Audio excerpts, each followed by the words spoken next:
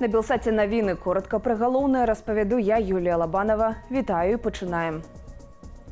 Суд у Польщі видав дозвол на арешт былого судді Томаша Шмыта, які збіг у Білорусі і попросив там політичного притулку. Про гэта паведаміла польскае радыё РМФ-ФМ. Лукашенко ж, выступаючы 9 траўня пасля ўскладання кветак на плошчы Перамогі, заявіў, што прыставіў да Томаша Шмыта ахову, бо, маўляў, польскага жаўнера Эміля Чэчку забілі. Мы яго папярэдзілі. Ты можаш даць прэс-канферэнцыю і іншае. Яны ж забілі Чэчку. Глядзі, ты ставіш сябе пад удар. Я не баюся. Я мушу сказаць праўду, што адбываецца ў Польшчы. І гэта выклікала вельмі шырокі рэзананс. Томаш Шмыт даў прэсавую канферэнцыю ў Менску, дзе заявіў, што збег з Польшчы бо не згодны з палітыкаю цяперашніх уладаў краіны, якія, цытата, пад уплывам ЗША і Вялікай Брытаніі вядуць краіну да вайны. Былы польскі вайсковец Эміль Чэчка збег у Беларусі ў 2021. Ён публічна заяўляў пра нязгоду з уладамі Польшчы адносна міграцыйнага крызісу і цвердзіў пра расстрэлы польскімі жаўнерамі мігрантаў, што не пацверджана фактамі. Праз 4 месяцы па прыездзе ў Беларусь Эміля Чэчку знайшлі павешаным у кватэру ў Менску. Гэткае было афіцыйнае паведамленне ўладаў Беларусі пра ягоную смерць. Затрыманых у Шуміліне на віцебшчыне святароў Анджэя Юхневіча і Паўла Леміха чакае суд. Іх вінавацяць у дыверсійнай дзейнасці, паведаміла выданне «Наша Ніва».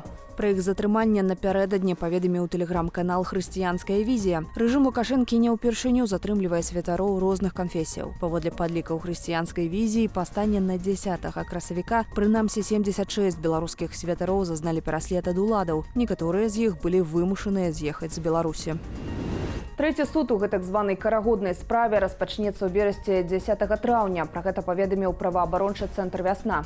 Паседжанне адбудзецца ў судзе Маскоўскага раёну Берасця. 8 асобаў вінавацяць паводле народнага 342 артыкулу крымінальнага кодексу, актыўны ўдзел у дзеяннях, што груба парушаюць грамадскі парадак. Падставою сталіся пратэсты 10 жніўня 2020 года, калі берасцейцы на знак нязгоды з фальсіфікацыяй прэзідэнцкіх выбараў і гвалтам сілавікоў вадзілі карагоды і спявалі ў цэнтры гораду. Карагодная справа самы буйны палітычны працэс у Беларусі.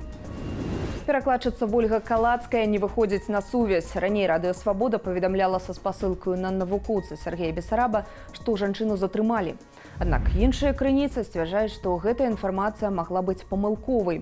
Раней Вольга адбыла 2 гады хатняй хіміі. У 2021 яе прызналі вінаватай у збіцці Рыгора Азаронка. Калацкая ударыла па твары прапагандыста. Свой паступак патлумачыла эмацыйным станам пасля забойства Рамана Бандарэнкі. Вольга перакладае на беларускую фільмы, серыялы і кнігі.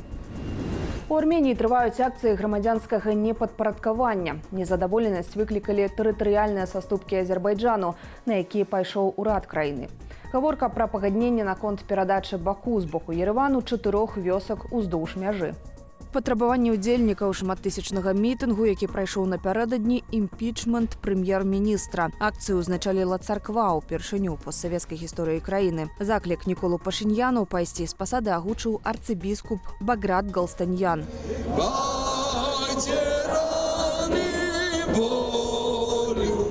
Уначы беспілотнікі атакавалі нафтаперапрацоўваючы завод у расійскай Калузе.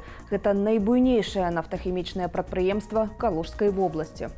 Мясцовыя жыхары паведамілі пра буйны пажар, перад якім чулі характэрны для беспілотніка гук палёту і выбухі. Мясцовыя ўлады прызналі факт пажару, яго лакалізавалі, ніхто не пацярпеў. Міністэрства абароны Расіі адрапартавала пра адбіццё атакі дронаў у 3 вобласцях Расіі. Калужскай вобласці ў іх пераліку не было. Расія мінулай ноччу абстраляла Харкаў. Пацярпелі 2 асобы – 11-гадовая дзяўчынка і 72-гадовая жанчына. Удар прыйшоўся па прыватным сектары гораду. Загарэліся 3 жылыя дамы і гаспадарчыя пабудовы. 4 дамы засталіся без газу і 80 без электрычнасці. Паводле папярэдняй версіі цэлілі з Белгародскай вобласці Расіі ракетамі С-400.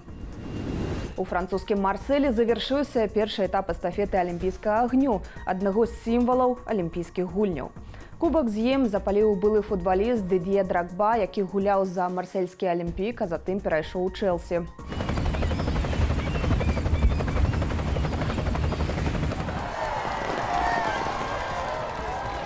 Алімпійскі агонь прычаліў на французскую зямлю ў сераду 8 траўня і вандраваў па Марселі. Адсюль полымя распачало 69-дзённае падарожжа па Францыі. Агонь мае прыбыць у Парыж 26 ліпеня, у дзень цырымоніі адкрыцця алімпійскіх гульняў. І гэта ўсе навіны ў кароткім аглядзе. Каментуйце выданне, стаўце лайкі і дзяліцеся ім. Так інфармацыю пабачыць яшчэ больш гледачоў. Падсумаванне ж інфармацыйнай карціны дня глядзіце ў аб'ектыве о 20-й. Заставайцеся з намі.